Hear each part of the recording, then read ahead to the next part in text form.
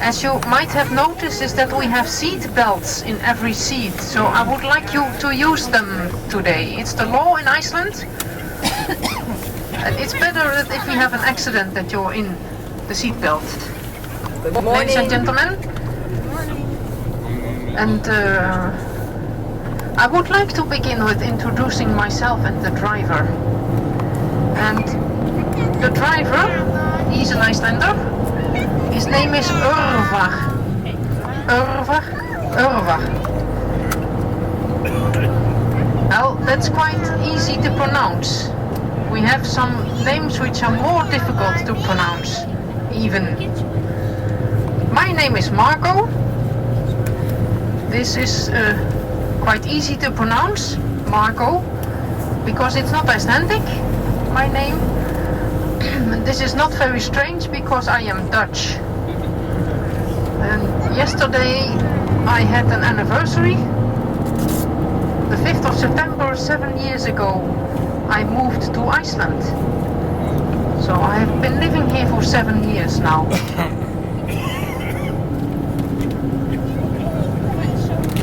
Today we are going to do the Golden Circle. And we are first going to stop at Thingvellir National Park, the National Park of the Parliamental Plains. Then we're going to stop at the Geyser, or the Geyser. Then we're going to the Golden Waterfalls, or in Icelandic they are called Gullfoss. And we are going to have lunch where the geyser is, which will be at about 1 o'clock. Then our last stop in the countryside will be in a small village in the south of Iceland. And there is a place called Eden, a greenhouse, where we are going to stop. And the last stop here in town will be the Pearl. And the Pearl is a vantage point. So you have, it's a storage for hot water. And there are 6 tanks, and on top of the tanks they have built a viewing platform. So then you can have a look over all of the city, almost. That will be our last stop here in town. Then we drive back to the harbor over here where your ship is. But we have a little bit of a problem today, because you are supposed to leave at 6 o'clock. Your ship sails 6. And we are supposed to be back at 5:30, when also is the last call. And because it's now, local time is now 11:15, we have very short time today to do this whole circle. So I would beg you, please be back on time at the bus when we stop somewhere. I don't want to miss the ship, because then you have to take an airplane to the next place where the ship is going to stop. And which is this place, the next one? Greenland. Oh, I think there's one airplane each week which goes to Greenland from over here. So I don't think, what's the next stop after Greenland? Newfoundland, yes. So then it will be a little bit of a problem to get you back on board if we are not back on time this evening. They'll wait for us. So please be back on time. I will tell you more about what happened when we get to the epicenter, to the area.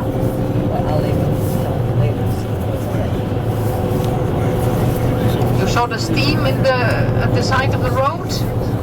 There's some hot water pipeline which has broken, I think. And the hot water is streaming over the surface over there, and that's why we have the steam. Then the weather forecast for today is sometimes maybe a little bit of rain, a little bit drizzle. sometimes a little bit sunshine, like we have now.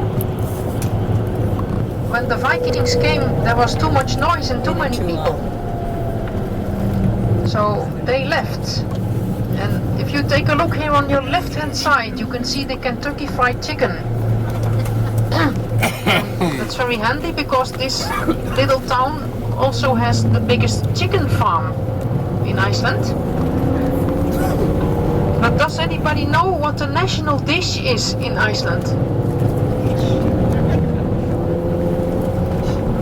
I hear some people saying fish. I also hear them saying sheep, but fish would be the best option. Yeah.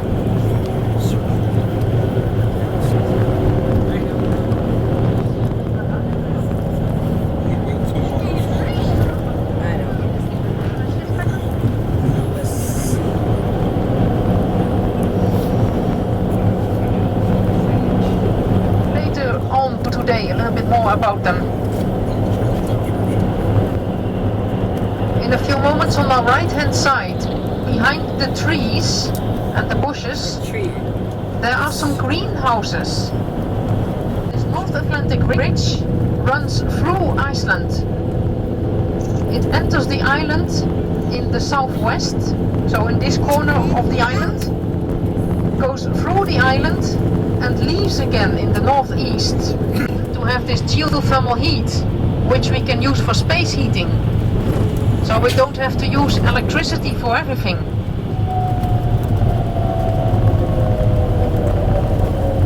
But this also means for our daily life that almost everybody in Iceland cooks on electricity, because there's no natural gas.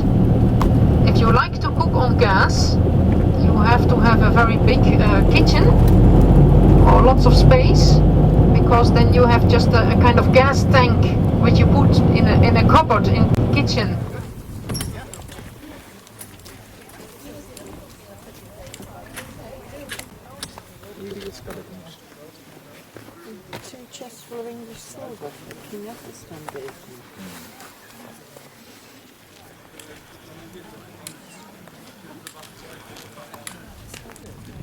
To North American or Eurasian? This is the North American, but this is really no man's land. I mean, it's between. Oh, so yeah. you can see the black line, you see? Yeah. So that is another fissure like this over there. And what plate is that one? Eurasian. Eurasian. On the other side. Okay. So you can look down there and this is where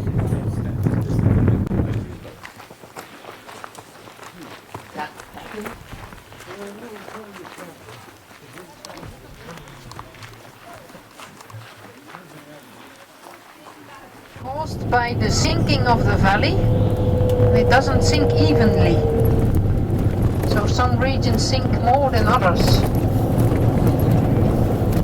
Several thousand years ago, where we are driving through now is a lava field. And it was level several thousand years ago. When Parliament met here,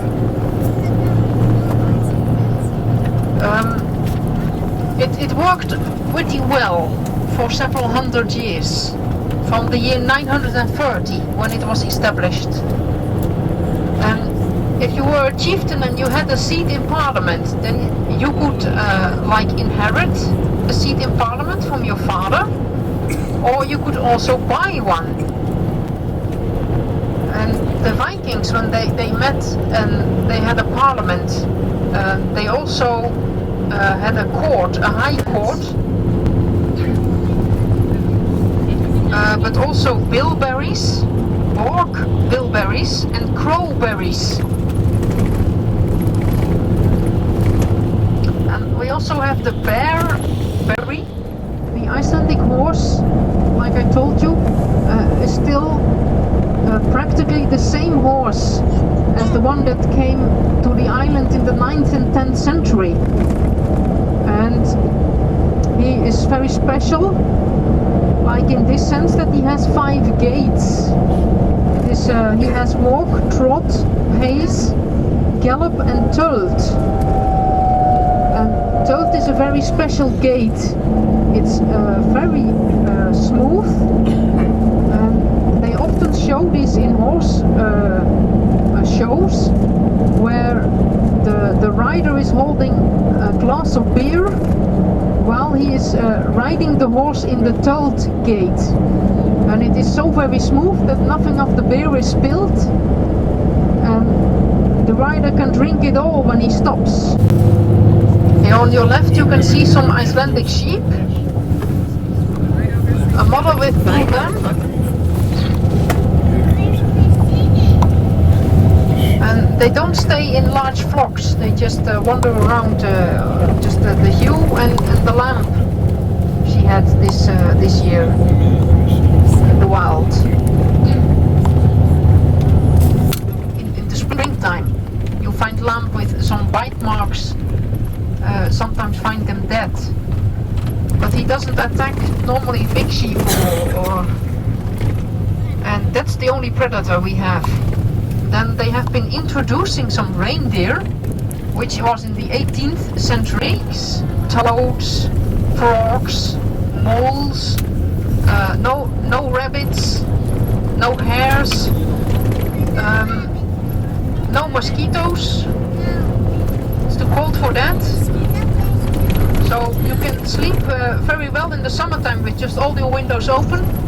No problems with the mosquitoes.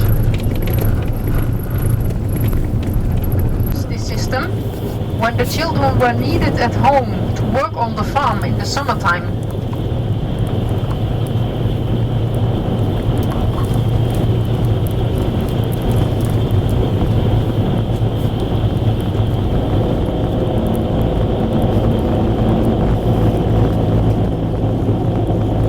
Mostly used for like animal fodder. But now they have also been doing some experiments with making real Icelandic beer with Icelandic barley.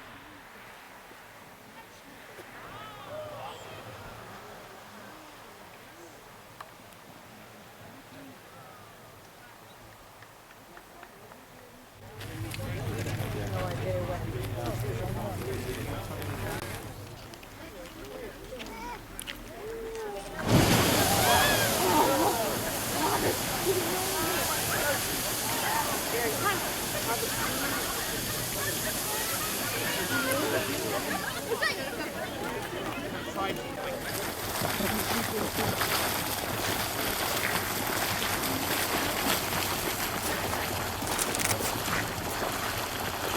you are.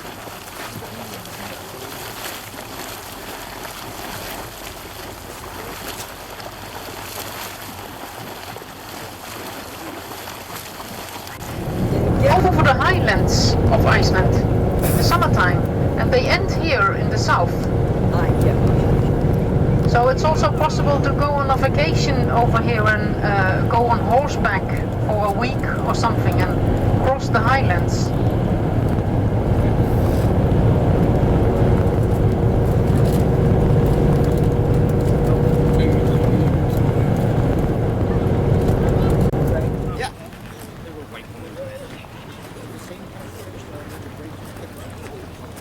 Wow.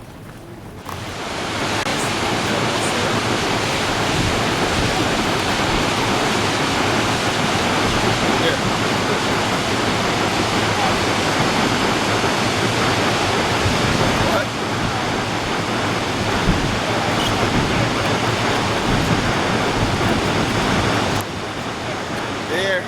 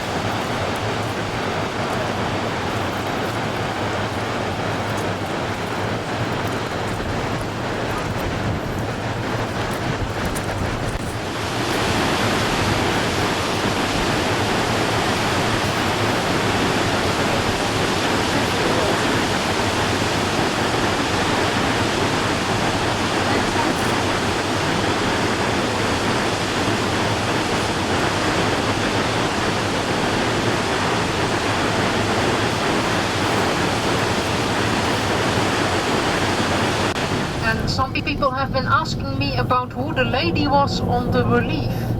It was very close to the parking place. So I would like to tell you something about that. It was her name, the name of the woman was Sigríður Tómasdóttir. Yeah. Sigríður. When you have an Icelandic name, we often make it shorter, like a pet name. This is why she lived. And at that time, the government decided that they wanted to build a hydroelectrical power plant over here, where the waterfalls are.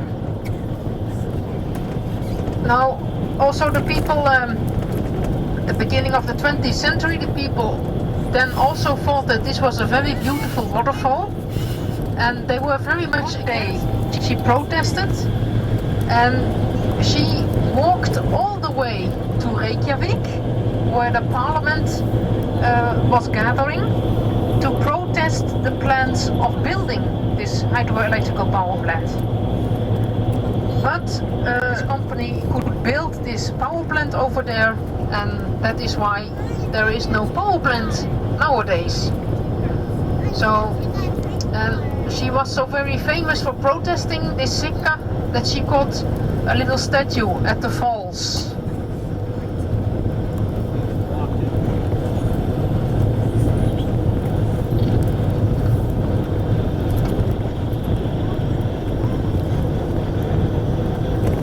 Now in front of us we can see the area again where the geyser is, the geyser. In British English, the word for geyser is geyser, and so I'm sometimes using both of them, though I know that in American English geyser means something else. It's not a spouting spring. But the area over there, we get very often, we get all different kinds of people over here visiting us. In 1 year, for example, we have about 70 cruise ships who come to Reykjavik, the harbor over there, which is 70 in the summertime. And at one summer about 3 years ago, I was working and I had the same day trip as I have today, and it was See, when you get with a way cruise up ship definition, full it of goes Russians. fast. It was a Russian cruise ship, and we did the same circle, the day Careful to trip. study, you know. And when we got here to the geyser area, I warned the people not to go off the path because it's dangerous and there's boiling groundwater and everything. And the bus which stopped before us, which was also full of Russian people, there the ship's escort got out of the bus and he got this lollipop, you know, with a number on, and he walked straight up to a geyser over there, which is not working today, but starts working sometimes when we have a heavy earthquake, and was working about 3 years ago, sometimes, but you couldn't tell when. So he walked over the fence, he walked all the way up to the geyser, and stuck his head above the entrance, so his nose over, to see what was going on inside the geyser. And everybody else in the bus was following him because he was holding this lollipop with this number, and everybody went up and to take a look in the geyser, who did not spout, luckily, at the moment, because then everybody would have burned their face. And everywhere, the whole area, all the Russians were going over the fence, in the fields, everywhere where they were not supposed to go. So sometimes when I saw that, I asked people politely if they would come back to the path, please. And then they did this, and then you turned your back on them and they were back in the field again. So we did not have any adventures that day. And we brought them all safely back to Reykjavik, to the harbor. But this summer there was again a cruise ship from Russia, and I was glad that she didn't ring me to ask me if I wanted to work, I have to say. And here it comes together with the water that we saw just at the golden waterfalls, the more muddy water, and it blends over here, and you can see the difference in the color of the water.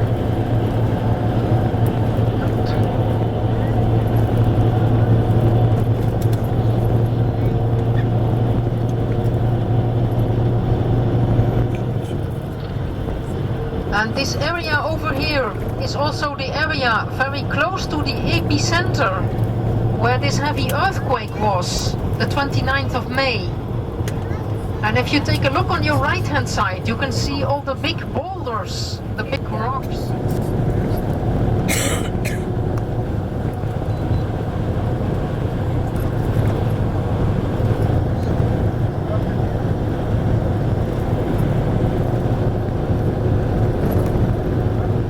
This area is known for its heavy earthquakes. There also were two big ones in the year 2000.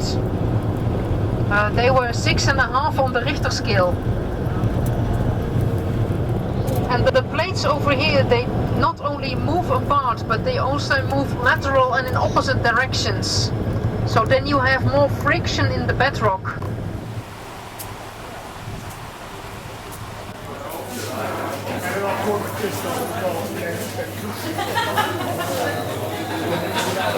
Drilling for hot water again. Let's see if they can find another source which they can use for space heating. They very often change location and also the amount of hot water, the hot springs, when there is a heavy earthquake.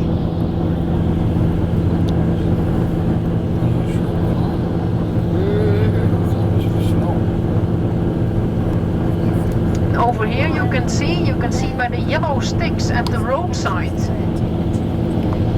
how much snow we get in one snowstorm on this heath. And this heath goes to the capital area.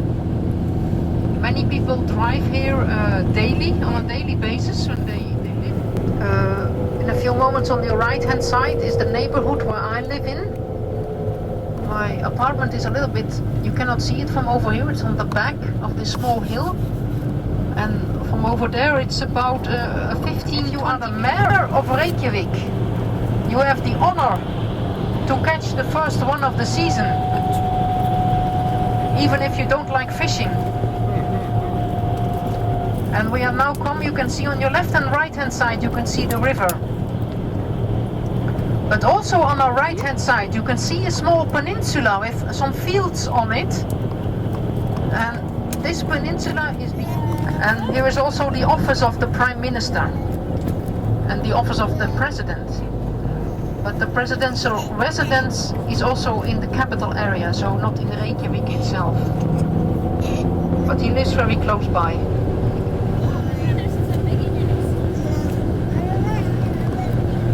We also have lots of universities, 13, 1-3.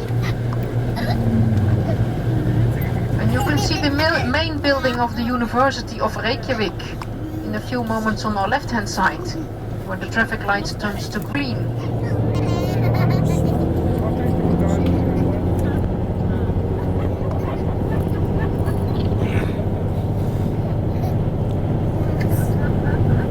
We have about 16,000 students in university, 16,000.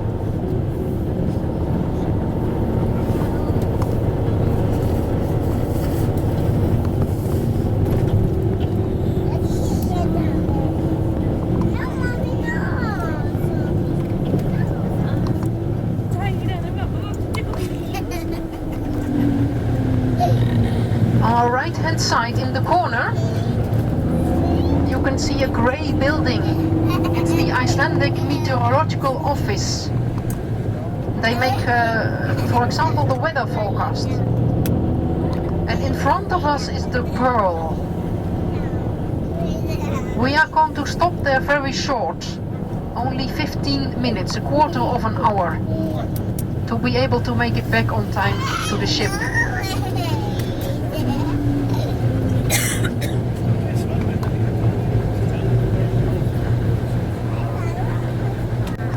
Go to take either the stairs or the elevator. You have to take the elevator to the 4th floor.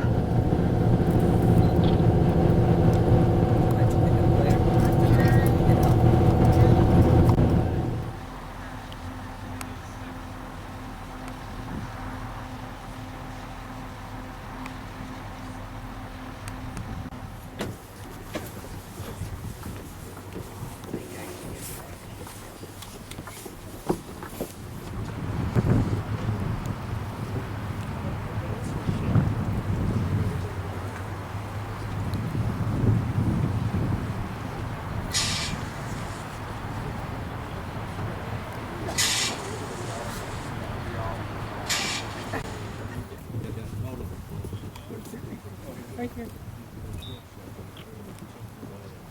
Your ship is over there. So they're renovating the church? Yeah. Oh, this one here, yeah. This is the big Redoing it. Yes, yes. Yeah. Beautiful spires. Oh, yeah. Oh, would you like Very nice one.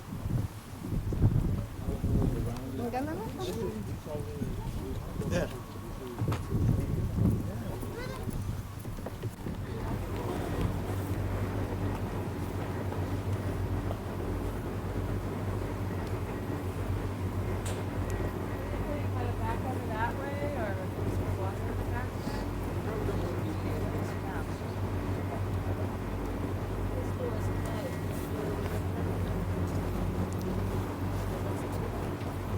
Over here, this area.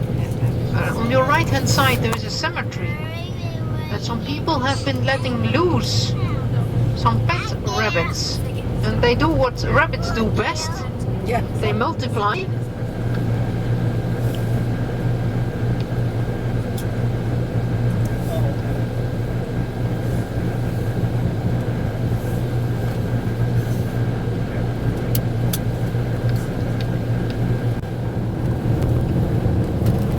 then we will see if it hasn't left yet already.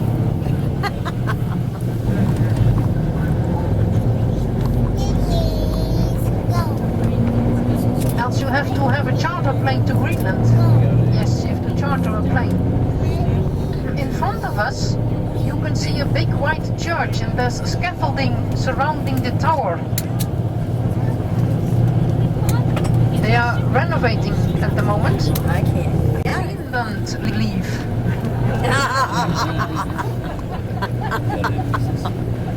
So then you are lucky because the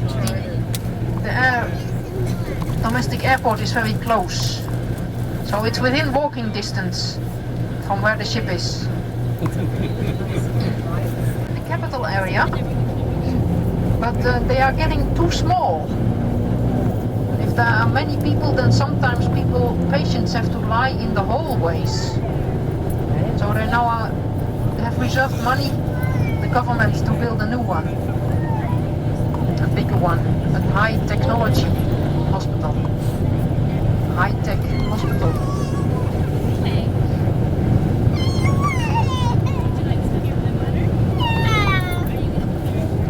This is very close to the center of Reykjavik. You could see it by the houses, they are much older. The ones on the right hand side, maybe from the 1930s.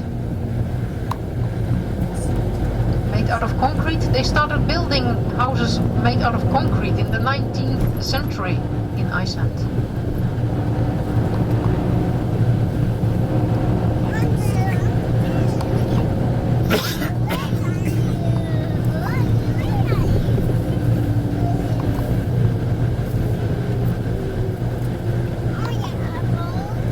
Here on our right hand side is a building and that says Tryggingarstofnun.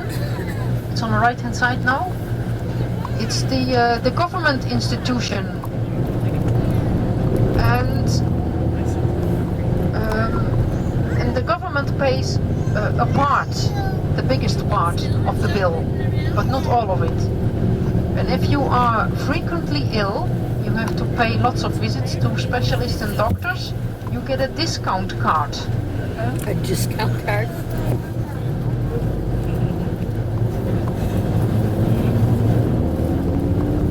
I see the sea princess is still there.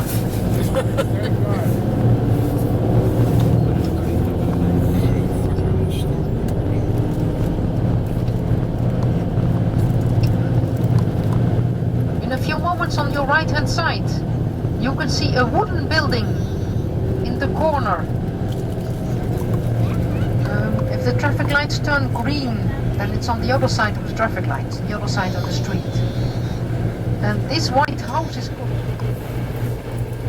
It's a wooden house, was built in 1909. And as you might have noticed that we don't have many trees, so there is not much wood in Iceland. There wasn't either in 1909. So if you wanted to build a house like this, you had to order it from a catalog. And it would come from Norway. Oh, wow. And it would come as a very big jigsaw puzzle. So you had to put the pieces all together here in Iceland. And then you better read the manual before you put it together. And it is said that there is a Japanese millionaire who let build an exact replica of the house at his golf course at home.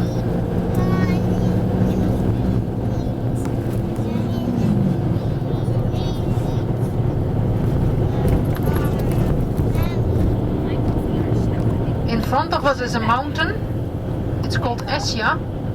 You can almost see the top of it, but it's flat on the top. There are no peaks. It's more kind of a table mountain. It's about 3,000 feet high. It's very popular to go hiking. This is not only because you are visiting tourist places and we are trying to rip you off, but this is also for us people living here. The prices you pay for a sweater or a woolen sweater in the stores over here, they are the same everywhere in Iceland.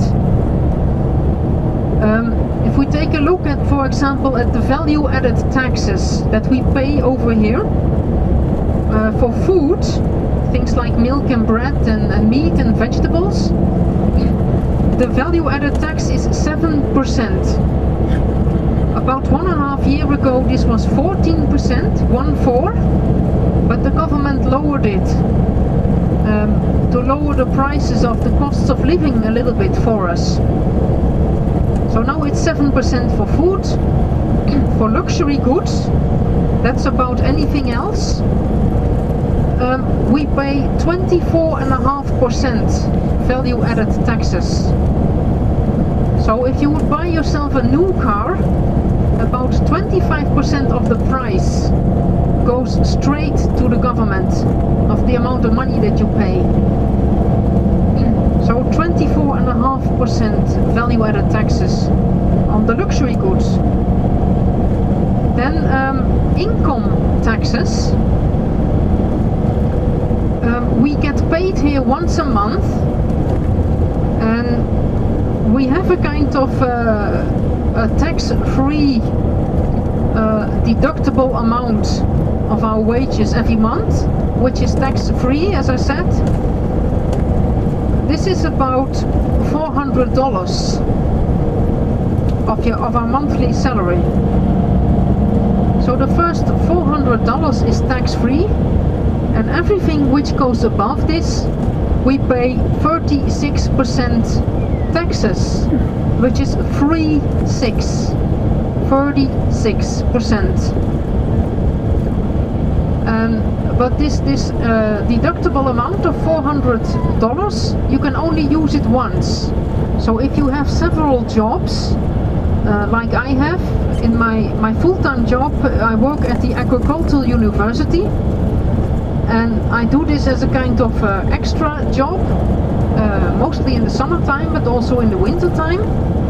And all my wages that I get from this job, I pay directly 36% taxes, because I use my deductible amount in my full-time job. To give you an idea what the monthly salary is over here, if you are, for example, a bus driver in the public transport,